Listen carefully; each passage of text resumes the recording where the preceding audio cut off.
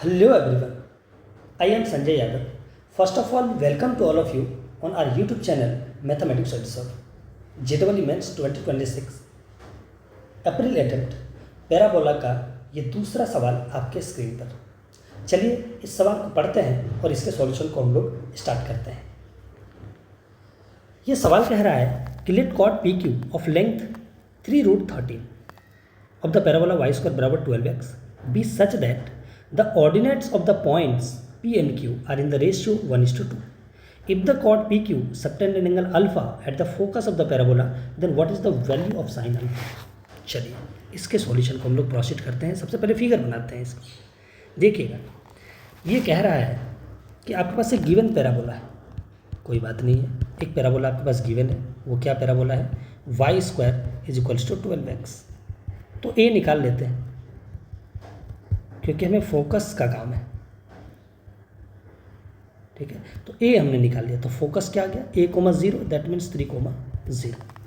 दूसरा बोल रहा है कि एक आप इसके पास कॉर्ड है, इस पैराबोला का एक कॉर्ड है जो पैराबोला के फोकस एस पर, फोकस में एस बोल देता हूँ, इस पर कुछ एंगल बनाता है अल्फ़ा,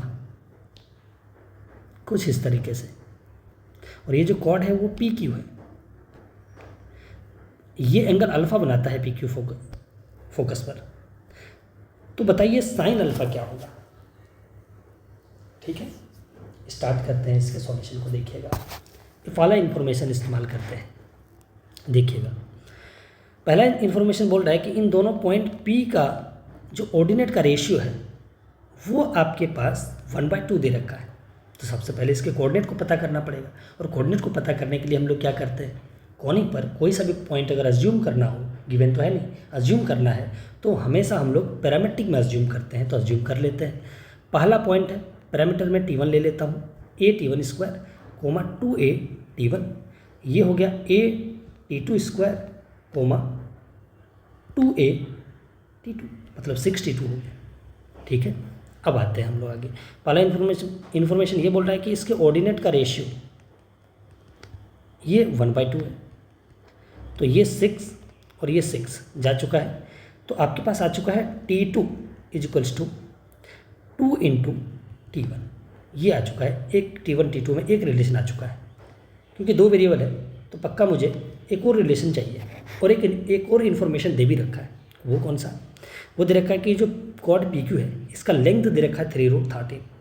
अगर इसका लेंथ दे रखा है तो हम क्या कर सकते हैं, क्या फार्मूला इस्तेमाल कर सकते हैं? a × T1 - T2 का होल स्क्वायर, या फिर a × T1 + 1/T1 का होल स्क्वायर। क्या मैं इस फार्मूला का इस्तेमाल कर सकता हूँ? आंसर है नहीं। क्यों नहीं कर सकते? क्योंकि वो जो फार्मूला होता है वो होता है फोकल कॉर्ड का लेंथ, बट ये क्या है? ये एनी कॉर्ड है, कोई सा भी कॉर्ड है, फोकल कॉर्ड नहीं है। तो हम लोग उस फार्मूले का इस्तेमाल इसमें नहीं कर सकते। तो फिर क्या करेंगे? अरे फिर तो ये कोऑर्डिनेट दे रखा है, फिर तो हम लोग डिस्टेंस फार्मूला का इस्तेमाल कर लेंगे। और डिस्टेंस फार्मूला का चलिए हम लोग इस्तेमाल करते हैं पी क्यू को निकालने के लिए। मैं पी क्यू के स्क्वायर से स्टार्ट करता हूँ ताकि रूट का झंझट ही ना रहे। तो x2 - x1 का होल स्क्वायर, x2 - x1 का होल स्क्वायर, तो 3 कॉमन आ जाएगा, बाहर दिखेगा मुझे 9, और T1 स्क्वायर - T2 स्क्वायर का whole square plus y2 - y1 का होल स्क्वायर, 6 कॉमन आएगा, बाहर दिखेगा मुझे 36, और T1 - T2 का होल स्क्वायर। पी क्यू का लेंथ गिवन था 3√13, उसका स्क्वायर हो जाएगा 9 × 13, और यहाँ पर 9 दे रखा है 9, और यहाँ पर 9 कॉमन आ जाएगा। आएगा क्या कॉमन? या यहाँ देखो T1 - T2 का होल स्क्वायर, यहाँ पर भी बनेगा, देखो a² - b², T1 - T2 × T1 + T2, यहाँ पर भी आएगा कॉमन T1 - T2 का होल स्क्वायर। वो कॉमन निकाल लिए, बचा T1 + T2 का होल स्क्वायर, और यहाँ पर आपके पास बच गया है 4। चलिए, ये 9 और ये 9 आपके पास जा चुका है, ये 13 हो गया। अब मैं T2 की जगह डाल देता हूँ 2 × T1, तो T1 - 2 × T1 कितना जाएगा? T1 - T1 का स्क्वायर, वो बनेगा T1 स्क्वायर इंटू, यहाँ पे देखो T1 + 2 × T1, T2 की जगह, तो 3T1 का स्क्वायर, 9T1 स्क्वायर और +4। और यहाँ पर आप T1 स्क्वायर बार बार दिख रहा है, तो T1 स्क्वायर को कुछ आप y मान लो, आपके पास यहाँ पर दिखेगा y इंटू 9y मतलब 9y² प्लस 4y और माइनस 13 इज इक्वल्स टू 0। यहाँ पर देखिए 9 इंटू 13 117 और फिर उसको कैसे ब्रेक कर सकते हैं 9y² माइनस 9y और प्लस 13 y और plus minus 13 is equals to 0। यहाँ पर आप 9y कॉमन निकाल लो y minus 1 plus 13 into y minus 1 is equals to 0। This implies y minus 1 और इधर 9y और प्लस 13 इज इक्वल्स टू 0। यहाँ पर देखिए अब y1 की जगह मैं डाल देता हूँ t1² माइनस 1 9 इंटू t1² और प्लस 13 इज इक्वल्स टू 0। यहाँ पर आप देखोगे ये पॉजिटिव क्वांटिटी है, ये मिनिमम 0 है, मतलब पूरे क्वांटिटी का मिनिमम 13 है। दैट मीन्स मैं इससे डिवाइड कर सकता हूँ। तो t1² is equals to 1, that means t1 की वैल्यू आ चुका है प्लस माइनस 1। तो आप किसको पिक करोगे? किसी में से, अब दोनों में से किसी को भी पिक करिए, आंसर सेम आएगा, राइट। तो मैं t1 को पकड़ लेता हूँ, देयरफॉर t1 को मैं 1 पकड़ लेता हूँ, तो t2 कितना हो जाएगा 2 हो जाएगा। उसी हिसाब से अगर आपको मैं पॉइंट P पूछो तो वो क्या हो जाएगा t1 की वैल्यू 1 है तो 3t1² 3 और ये हो जाएगा 6 और Q का वैल्यू कितना हो जाएगा, Q पॉइंट का कोऑर्डिनेट हो जाएगा 12 इंटू 12 क्योंकि T2 कितना है 2, तो 2 2 4 इंटू 3 12 और 6 2 12 ये आ चुका है। मैं यहाँ से आपको 2 तरीका बताता हूँ। एक तरीका जिसमें आपको कुछ नहीं सोचना है, कोई ऑब्जर्वेशन अगर नहीं कर पाए एग्ज़ाम में, मेरे पास उतना प्रेशर होता है एग्ज़ाम का तो हमारे पास उतना टाइम नहीं होता, उस तरीके से अगर नहीं सोच पा रहे हैं तो कैसे करेंगे। सीधा हम लोग देखें कि देखो यहाँ पर एक ट्रायंगल बन रहा है और ट्रायंगल में तीनों पॉइंट का कोऑर्डिनेट मुझे मालूम हो चुका है। ये S है 3,0, ये हमारे पास P है और ये हमारे पास Q है। P क्या है हमारे पास 3,6, Q हमारे पास कितना है 12,12 और ये अल्फ़ा है। मुझे साइन अल्फ़ा चाहिए, मैं यहाँ पर कोसाइन रूल से कॉस अल्फ़ा निकाल लूँगा और वहाँ से साइन अल्फ़ा आसानी से निकल जाएगा, राइट। तो ये काम मैं कर सकता हूँ। और भी तरीके हैं, मैं दूसरा मेथड में आपको ये पहला मेथड बताता हूँ, मैं दूसरा मेथड भी मैं आपको बता दूँगा, वो भी इजी है ऑब्जर्वेशन से, ठीक है। चलिए तो हम लोग शुरू करते हैं।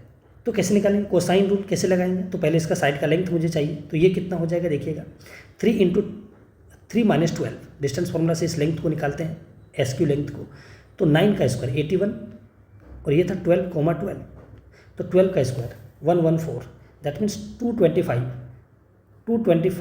दैट मीन्स ये कितना आ चुका है 15। ये आ चुका है 3 माइनस 3 को 3 माइनस 3 0, 6 का स्क्वायर मतलब 6।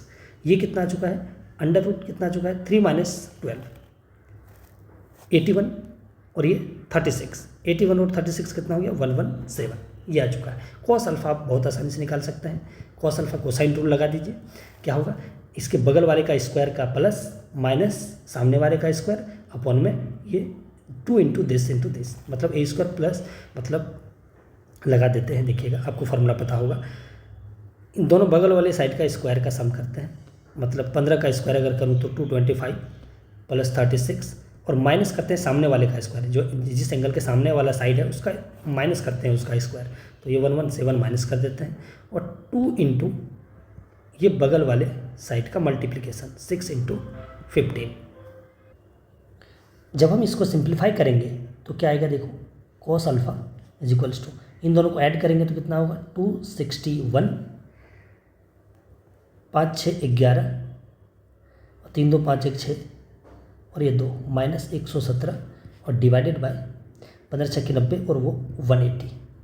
इसको जब हम लोग करेंगे तो कितना आएगा 11 में तो 4 और फिर 5 में 1 गया तो 4 1 और डिवाइडेड बाय 180। 18 से काटेंगे तो 8 8 44 से और 18 10 फिर 4 और ये 5। That means therefore cos alpha कितना आ चुका है, कॉस अल्फ़ा आपके पास आ चुका है 4/5, तो देयरफॉर साइन अल्फ़ा आ जाएगा।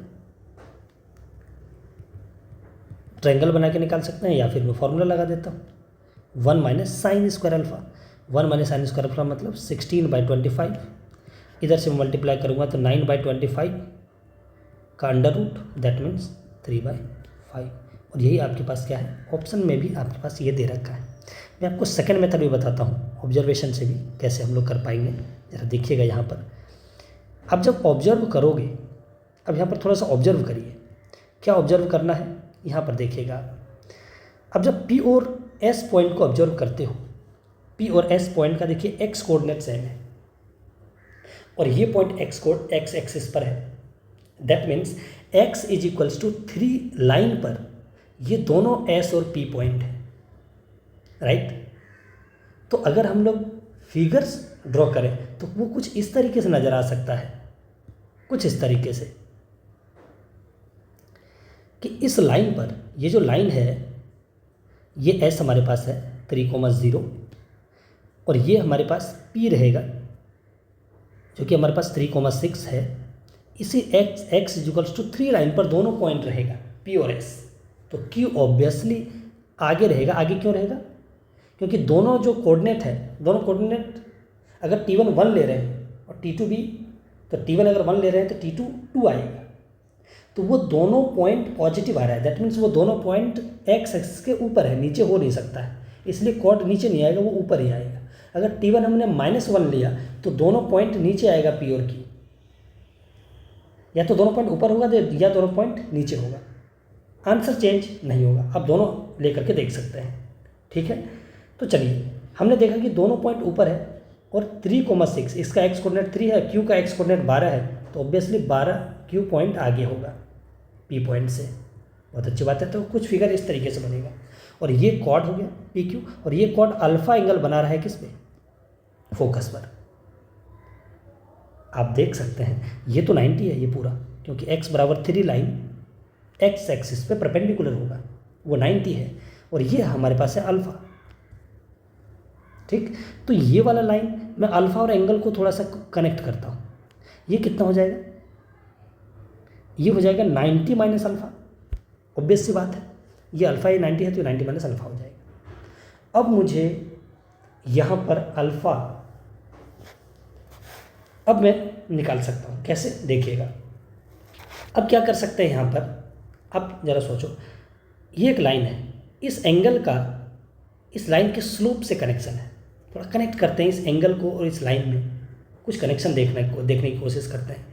जब कनेक्शन में देखने की कोशिश करता हूँ तो ये जो एंगल है, ये एंगल इस लाइन के स्लोप से कनेक्ट है, और इस लाइन का स्लोप मुझे मालूम है। मालूम कैसे है, क्योंकि दोनों पॉइंट मालूम है, स्लोप मालूम है मुझे, राइट। तो मैं स्लोप निकालता हूँ। देखो एक्स एक्सिस, ये एक्स एक्सिस है, एक्स एक्सिस के पॉजिटिव डायरेक्शन के साथ इसके साथ एंगल कितना है 90 माइनस अल्फा, तो उसका स्लोप कितना हो जाएगा 10 90 माइनस अल्फा, राइट। और इसका एक और तरीके से मैं स्लोप लिख सकता हूँ y2 माइनस y1 अपॉन में x2 माइनस x1, 12 माइनस 0 12 और बटे 9, दैट मीन्स ये कितना हो जाएगा 4/3, और ये कितना हो जाएगा कॉट अल्फा, कॉट अल्फा कितना हो गया 4/3, कॉट अल्फा 4/3 हो गया। अब ट्रायंगल बना के साइन अल्फा निकाल लीजिए, क्या प्रॉब्लम है। ये देखिए b/p, b और बाय p, ये हमारे पास ट्रायंगल आ चुका है ABC। ये कितना हो जाएगा अंडर रूट 25, दैट मीन्स 5, तो देयरफॉर साइन थीटा क्या हो जाएगा, साइन अल्फा क्या हो जाएगा, ये वाला क्या है अल्फा है, ABC नहीं है, ये है Q, और इसको मैं P बोल देता हूँ और इसको मैं S बोल देता हूँ, वही तो है। उसी तरीके से हमने ड्रॉ कर लिया। साइन अल्फा कितना हो जाएगा 3/5 P/H। देखिए फिर से आपके पास आंसर आ चुका है। तो आप दोनों मेथड से जा सकते हैं। मतलब इस मेथड का खास बात यह है कि अगर मैं ये ऑब्जर्वेशन नहीं भी कर पाता, किसी भी ट्रायंगल में ये हमारा रूल इस्तेमाल हो जाता। ऑब्जर्व कर लेते तो ये भी आसानी से, इसमें कैलकुलेशन उतना नहीं होता, इसमें थोड़ा कैलकुलेशन है। तो आप दोनों में से किसी भी मेथड को अप्लाई कर सकते हैं। Thank you so much for watching, thank you so much. फिर अगले वीडियो में हम लोग मिलते हैं। Thank you so much.